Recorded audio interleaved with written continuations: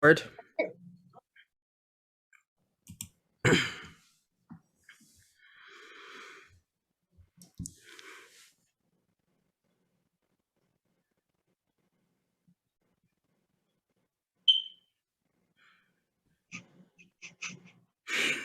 How's it going? Hey. Good. How are you? Pretty good. Thanks for having us. Really appreciate it. Yeah, thank you for coming on. We're excited. Like, you guys play such a, like, I saw some of your Whiskey A Go-Go show from, like, in April, I guess it was filmed, and, like, you guys just have this awesome vibe. Thank you. Like, it's just so, like, Doorsy-ish. It's Thank you. and yeah. Well, it's been a while since we've done an interview, so. Well, no worries. No worries. Yeah, so hey everyone, it's Jenna Williams, the Scream Queen with DamnationVault.com, and here is my best friend, Rainbow Llamacorn. yes. And we are here with WHIT3 COLLR right now. What's up? How's it going?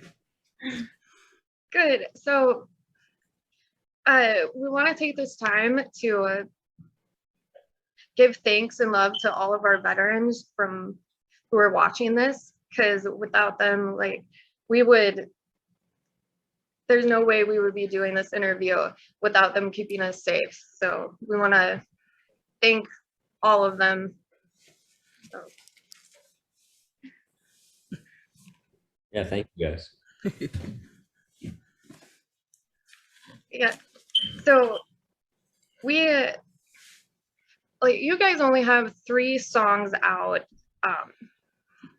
Is there anything you can tell us about a new album in the works, or when is it going to be released? Yeah, so nothing is official, but let's just say we do have quite a bit amount of recorded material ready to go. And so, yeah, there could be an album, there could be another single. We have a lot up our sleeve right now, so stay tuned. Okay, awesome. It's exciting. Yeah.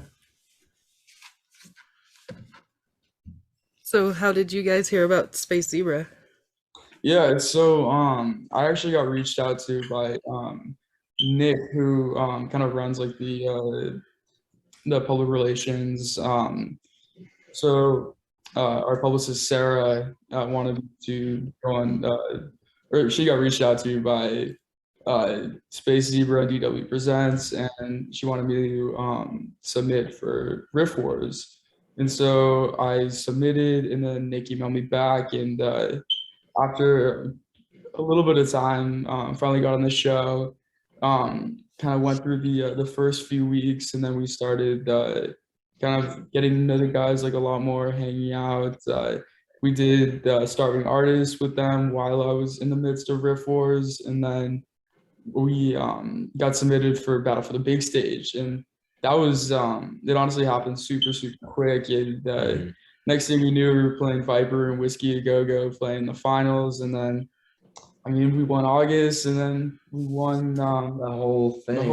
which is crazy. Right, it is. Awesome. Yeah, it felt like a lot of consistent victories. I ended up winning all of Riff Wars all 6 weeks, and then pretty soon after we won Battle for the Big Stage. And yeah, so love the guys at Space Zebra, and yeah, really looking forward to doing more with them. Right. Yeah, you guys are playing twice in one day on at Welcome to Rockville. Yeah, no, Yeah. it should be yeah, I feel bad for Donovan having to do so much exercise that day. Yeah. It's gonna be a lot of equipment lugging. And I'm looking forward to it because not very many artists get to play 2 shows in one day. Right. Yeah. Especially not in Florida. Exactly. Yeah, all we're the way across the country. Yeah, we're based out of Orange County, California. So we're going from basically one Orange County to another Orange County. What did it feel like when you found out you won the Battle for the Big Stage? There's some videos. Oh, Yeah, we have some videos on our Instagram.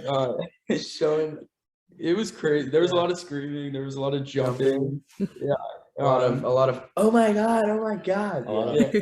of Florida. Yeah, lots of shouts of Florida, which was it felt like a victory chant. Yeah, it still doesn't feel real, to be honest. Like, Yeah, like we honestly can't Yeah. believe it's next week. Right. It's so close now. Yeah, it really is. Are you guys nervous? You know, what do you? I'm feeling confident. Me too. We've been grinding pretty hard lately and really honing in on like our skills and getting tighter as a band and I think we're just kind of going out there and having a great time and putting on as good of a show as we possibly can. Yeah, especially with a stage that we haven't really played like up to a size of that big. What was it? 90, Yeah, it's the 90 Oxford. feet by, 70 by 50. Yeah, 70 by 50 feet. We tried mapping it out, the size of the stage in my backyard, and it was like twice the size of it. And It's so we crazy. had a chance to fully see how big it would be. Yeah, it's gonna Right. be difficult for three Yeah. guys to work that big of a stage, but I think we got it. down. Yeah, I think we're up for the challenge. I think you guys got it. You guys Oh, have Thank you. it. I think your name's gonna be everywhere. Yeah, well, Knock on wood. knock on wood. We're all superstitious. So. And, I mean, you're playing on the same day as Metallica. Yeah, that's insane. Like 7 months ago, we didn't even have any music released, and it's crazy to think about how from there till now, like We're opening for one of the biggest rock bands in the world. yeah, it's crazy. Right. Cool. That's weird to say.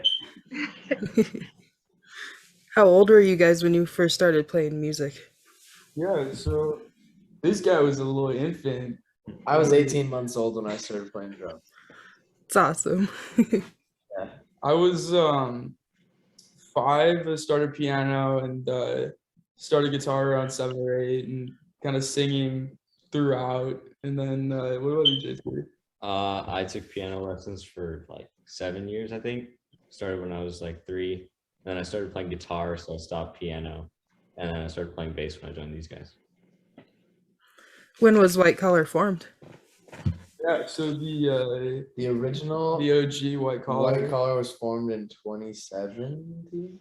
2018. Yeah, so it was like January 2018. Yeah, so My boy Dono and I got together and we started jamming and just playing gigs all around OC, and it we really evolved over time from band name change from White Collar spelled the way you'd expect it to be spelled to the way we spell it now, playing like little like bar shows to playing like clubs in LA and now playing in Florida. Writing and recording music. Like we've it's crazy to think of where it started versus how it's going now. Right. It's crazy. Yeah. Like going back to the Welcome to Rockville stage, like how have you envisioned in your mind how it's gonna go? Because I'm sure, getting a spot on something so massive with such a large crowd, that's crazy. And yeah, it's crazy because we don't really have anything to compare it to other than like say like a sold out whiskey show with about 500 to 600 people. So imagine three young boys from Orange County going to Florida to play for a crowd of possibly thousands, maybe tens of thousands, like who knows, but just like it's not feel real. Like the idea of playing for all these people. And I mean, there's also like the subconscious aspect of like, do we need to win over the crowd? Because I mean, like in the competition, like there are obviously like our fair share of haters, and so kind of overcoming that and understanding that like if we put on the best show possible, we can win over people that hated on us 2 months ago, anything like that. Because I really feel like and I'm kind of speaking for all of us, like the proof is in the live show. Like Definitely. Yeah. yeah, are you going to be playing any new songs for your performance? Yeah, so we will be playing an all original set, which I think is I don't think we've done recently. We usually add one or two covers to our set just to have a little bit of fun, jam that one out, jam one out. But yeah, this is gonna be all original. We're gonna be playing the three songs we have released right now, so 16 Sweet and the Colors and South Jerusalem, and a couple more that we haven't released yet. So Awesome. It's exciting. Can you tell us if one of those new songs are going to be a single before the show? I would love to, but it's still kind of in the talks right now. So yeah, you guys, everybody will be as up to date as we are when we find out about any new single album, because we really want to share the experience that we have with our fans, and because we want to keep everybody excited. And so when we have something decided, we'll make sure to share it, throw it out there, and get everybody hyped for the next release. I like the sound. So now, like, what inspired each of your passions for, wanting to start music and play an instrument? Money, fame. No, I'm kidding. No, I'd say just I don't know, music from like a young age for me was like really intriguing. Like it conveyed a lot of like emotions that I really didn't feel necessarily from like, everyday life. And yeah, like music has the ability to manipulate emotions as well, which I definitely feel in both listening to and creating music, and kind of chasing that skill, and almost it felt like magic, to be honest. And so being able not only to like listen to it and learn to love music, but learning how to create it and create your own emotions and your own sounds really resonated with me personally. But what about you? Honestly, I could barely crawl when I first started playing the drums, but honestly, I just loved to beat the hell out of it when I was a kid. And I would grow up watching bands like Kiss, Van Halen, all those guys, and it was as more as I matured, going to watch my first concerts and everything like that. Kiss was my first concert, so that was honestly a life-changing experience. Seeing the show, the performance, like honestly everything about the entire show was life-changing. So from that moment on, it was then I knew that I wanted to be whatever, a rock star, musician, didn't matter.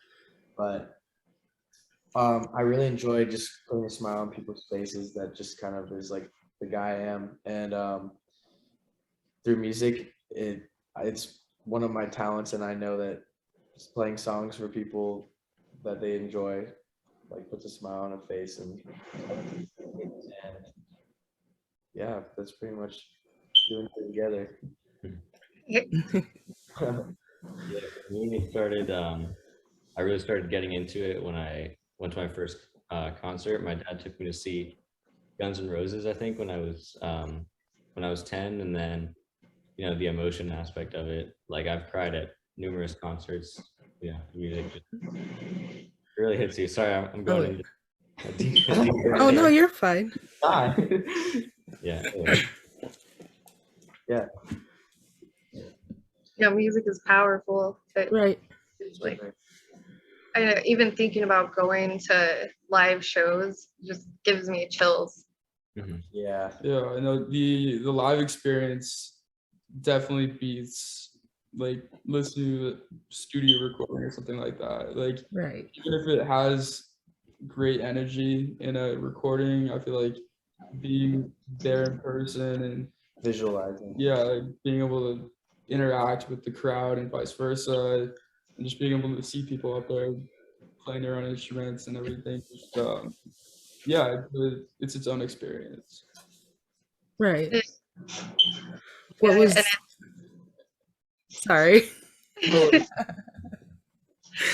Go ahead.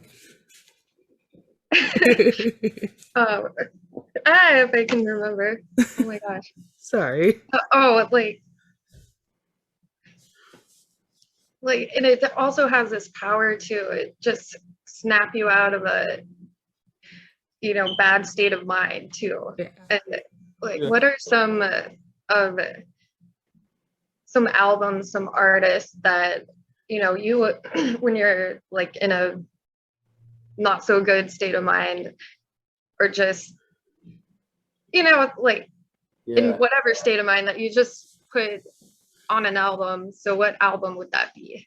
I think we can all collectively say Van Halen 1 or Yeah, I mean, it definitely varies. Like Yeah. if I'm in a bad place, I actually yeah, I usually use rock music as a lot of workout motivation, but when I'm in a bad place, I honestly switch it up to some hip hop sometimes, because Nice. just kind of changing the mindset, changing kind of the tone of life in general, kind of yeah, it usually gets me out of there. And sometimes I need to, I don't know, like hear something different, be able to relate a different way to somebody, or be able to relate to a different kind of sound. And yeah, hip hop does that for me sometimes, rock does sometimes. And sometimes when I'm really not feeling either, I'll throw out some classical music and Whoa. vibe out to I that. didn't expect that. I mean, I'd say for me, I have more of a soft spot. When I'm feeling down and out, I'd say I go to like Ed Sheeran. Like that hits me pretty good. But yeah, that's a rare occasion. But yeah, normally when driving to the beach, driving to school, I'll listen to rock, I'll listen to hip hop, I'll listen to whatever. Just anything with rhythm. What do you do? Recently it's been a lot of metal, a lot of heavy stuff.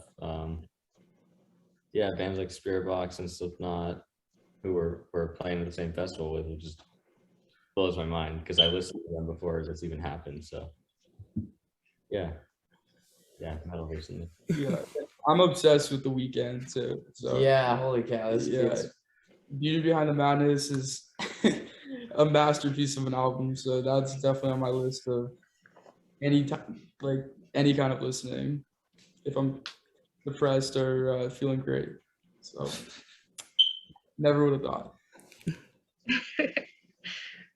Yeah, what are some of the songs you think you'll be listening to before you play Welcome to Rockville?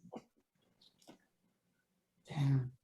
There is some ones that get us hyped up. I mean, yeah, Dono and I we get pretty hyped up. Like, I'd say Running with the Devil gets us like yeah, that's been our like pumped. ritual since like 2018 when we Yeah, started playing. we did one time. We were hanging out on New Year's, and we saw this trend where like you'd play a song at a certain time, like the beat drop would strike on midnight, and we did Running with the Devil. It struck on midnight of like what 2018. Yeah, it was 2019? yeah. And that Oh was my God. that That was really super funny. fun.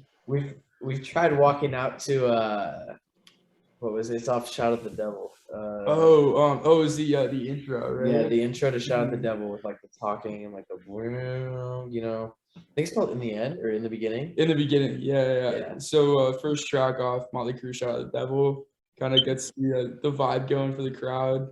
That didn't work out too well though. Yeah, we couldn't even do it. But Yeah. we thought. But we're definitely gonna have some intro music at Welcome to Rockville. Dude, Jump Around would be sick. Yeah, so you guys will see firsthand. I think they're live streaming the events for firsthand. Whatever we decide for our intro. Nice. Okay. Let's see. What was the meaning behind your music video for Endless Hours? Yeah. So the song was written during quarantine. I was going through some tough times and really kind of like getting all existential and philosophical and all that, and kind of thinking about like the past, present, future, and how kind of everything is meant to be, even if it's bittersweet, sad, or even thinking about happy memories that no longer are there. And so kind of our idea was kind of to parallel the song as much as possible and turn it into a story as much as possible. And I mean the song kind of follows the timeline of a relationship from meeting.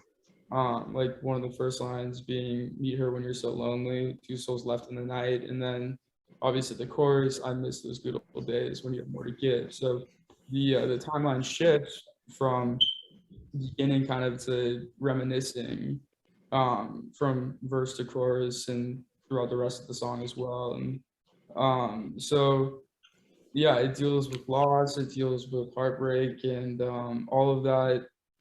I honestly think that our director Tony Shriller and crew couldn't have done a better job of presenting the story that we had envisioned for the video in the song.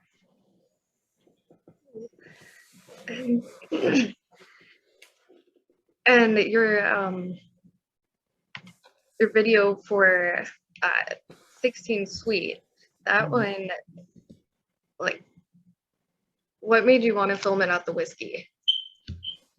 Oh, is that for wait, did we do 16? We did 16 at We did Sunset Cruise at Viper Room. Oh, okay.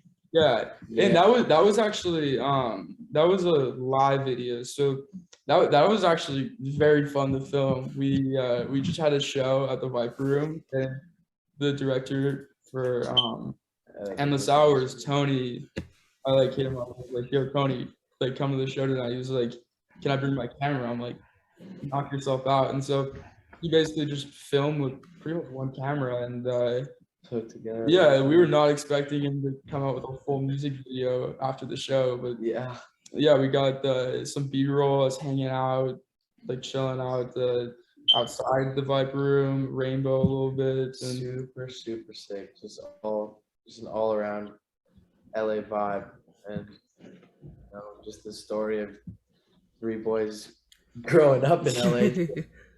Yeah, exactly. How would you personally describe like your sound of music? Because we all have a different take on it, but what is your coming out of your mouth? It's definitely modern and new.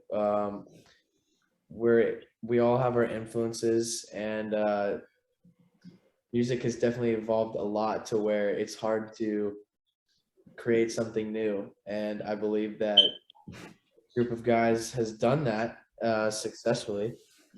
And obviously we have our influences, but with the help of John Joseph, we're able to put together that mix of the modern technology, a couple of those just cool effects, and obviously some just hard, gritty rock and roll.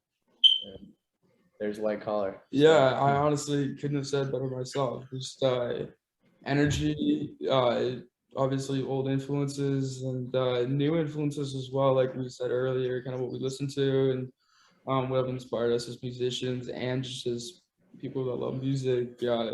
We really created something that I feel is new and fresh, and I totally agree with what Dono said about how it's really hard to kind of separate yourself from the rest of the artists today, being that music has evolved so much to the point where everybody tries to say, "Oh, you sound like this person or you sound like that person," when really you want to create your own sound, you want to be yourself and have your own identity. And I think that's exactly what we're doing, and that's the goal. What are your biggest influences, and what's an influence that would surprise people? I'd probably say my biggest influence, Matthew McConaughey and Hugh Hefner are probably my 2 biggest. Non-musical, of course. Musical would be wow, that varies Songwriter, I'd say Max Martin, Desmond Child. Guitarist, Eddie Van Halen is number one for me. Mhm. Slash is up there. Jimmy Page. Singer, David Coverdale is my favorite singer of Whitesnake, and Sebastian Bach. Obviously, Robert Plant's an essential, but there's a lot. What do you think? I think I could name yours. I think you could name a couple. I think like maybe now a few would be surprised. Yeah. Non-musical influences. I mean, shoot, dude. Leonardo DiCaprio is a hell of a guy. My teacher, Mr. Dollar, he's a dope guy. Let's see, musical influences. I'd say my favorite drummers are probably Peter Criss and Alex Van Halen and John Bonham. Those are like I had for me. Singers. I mean, David Lee Roth is just so unique. I love just screwing around with those little like, you know, I do those all the time, like when we're screwing around in rehearsal. So, What about you, JT? For bass, I'd probably say Duff. I mean, I have his signature bass and everything. For singers, definitely Sebastian Bach. Definitely, I mean, all those guys that you Yeah. Yeah, so definitely varies, but I mean, I feel like because there's kind of that, like we have similar influences, but also some different ones that really come together well. And obviously, we're all trying to create, and so creating with different mindsets and being able to work together really allows us to create something that's new and fresh instead of just trying to copy somebody else or trying to make something that sounds a little bit different. We're trying to create something entirely new. Makes sense though. I know you guys are still in school. What are some challenges you run into trying to balance between school and the band? Homework, tests. I mean, yeah, I've missed a lot of school this year. I've been in 3 different math classes. And yeah, so definitely balancing like doing work and going to school and hanging out with friends and go to parties and stuff like that. It's all it's tough to balance, but yeah, I managed to do it because I get crazy about time management and everything. Yeah. yeah, I mean, tests, obviously, homework, all that. I'm also a dual sport athlete at school. I play football and baseball, so I always have some sort of practice after school. But you know, if there's a will, there's a way, and my best And friend there is is a will. Will. Yeah. I, yeah, and music is also what we want to do for the rest of our lives. Exactly. Get much while also being amazing, fine young gentlemen. We try. We try hard. Hard work pays off. Oh yeah. Yeah, what are some of the like most important messages that you wanted to get through, you know, the songs that you have out right now? Oh, I'm gonna try to think of a non-generic answer besides be yourself, because that is very important though. Be yourself, love yourself.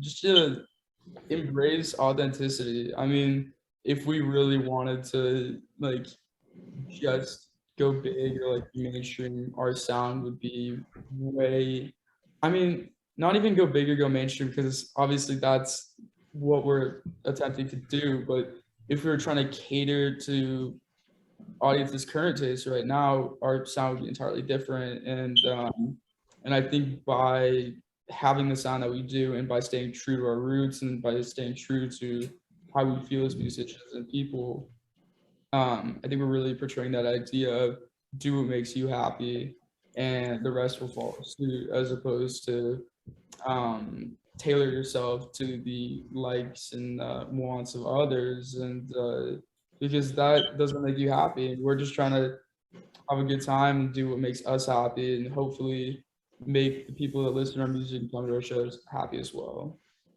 Right. Good answer. No, Yeah.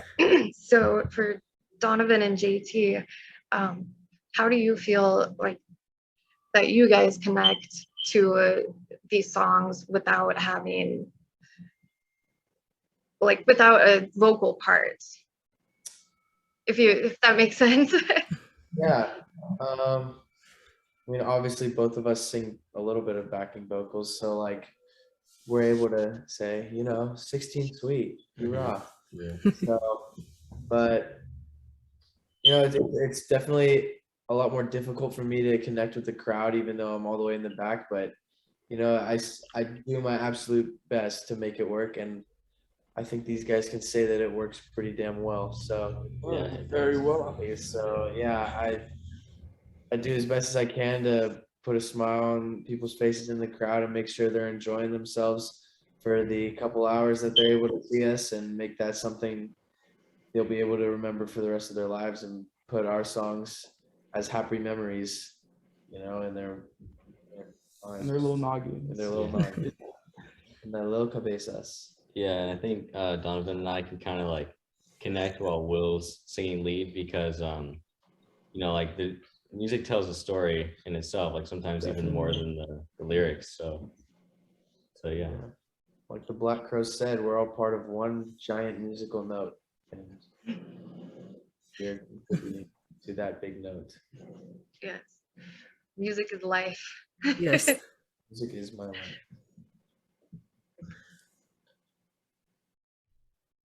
Like for you, Will, like you in your guitar playing, I mean, you are the 6-time reigning Riff Wars champion. So like the amount you can literally hear your passion through playing.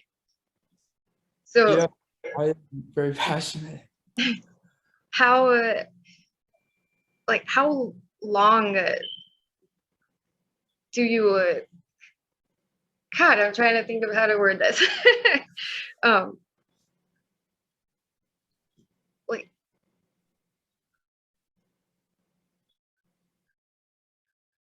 I don't know why I'm having a brain scramble moment at the moment. But like, how long did it take you to master the way that you play? He sleeps with his guitar. Yeah, that's actually, yeah. I don't know.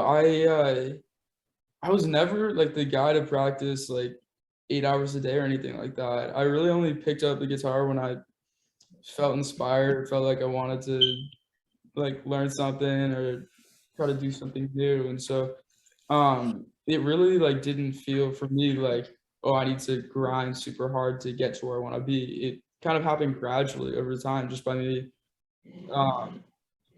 just going to the guitar whenever I felt it kind of resonate with me. And I really think that my passion for it catapulted me forward as opposed to somebody that wasn't as passionate, just because I was so hungry to kind of be the best. And even though I wasn't necessarily practicing like in a set like timeline or anything, subconsciously wanting to be the best because of how passionate I was, really got me to where I wanted to be. And I'm still striving to be better every day, but just working really, really hard. My kind of from when I was 8, so when I was about like 13, 14, and then started writing from there, and that's its own challenge. And so I really feel like once I got to about 13, 14, I really got comfortable with playing in like a live setting and just playing in general. And yeah, so it's definitely been a long journey. Yeah. So what are some songs that, like, when you started learning the guitar, that you would play over and over and over? And I'm trying to think. You know, I have to say, I always tell my parents I think I have ADHD, but they don't believe me. But I think this might be a good example because I could never stick with one song. It was always kind of bouncing around to different songs and picking out little sections of songs that I really liked. Like if I'm like, oh, this like 30-second part of the song is sick, like I want to learn how to play that. I would like teach myself it because I played piano for a while, so I had decent ear training and everything. So I'd try to like listen to it and hear it, and then I play it, and I felt like that kind of built up my dexterity over time, instead of just uh, intense repetition as like do most guitarists when they're practicing. So I don't think there was really any specific song, like no like Smoke on the Water for me or Sweet Child of Mine. It was really just a bunch of songs that I really liked, and I'd pick out little sections. So this is a question for all three of you.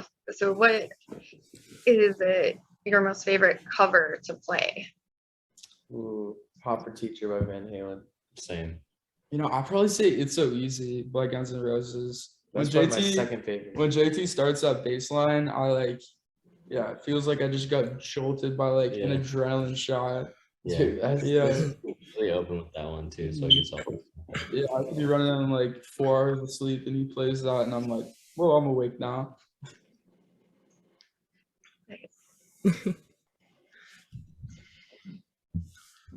I don't have any more questions. I don't know if you do. Those are all of my questions, Okay. and there's a remaining meeting time of 3 minutes 11 seconds. Is there any leaks or anything you'd like to say before we leave? Well, you know, with Rockville coming up, and because it's pretty much, I think it's the biggest thing we've done so far. There's definitely a lot of developments in the works, and you guys will definitely be seeing a lot more White Collar. Looking forward to it. Definitely. Thank you so much for taking the time to do this interview. Yes, course. thank you. Having Thank you us. so much for having us. It was really fun. Yeah, pleasure. Yeah.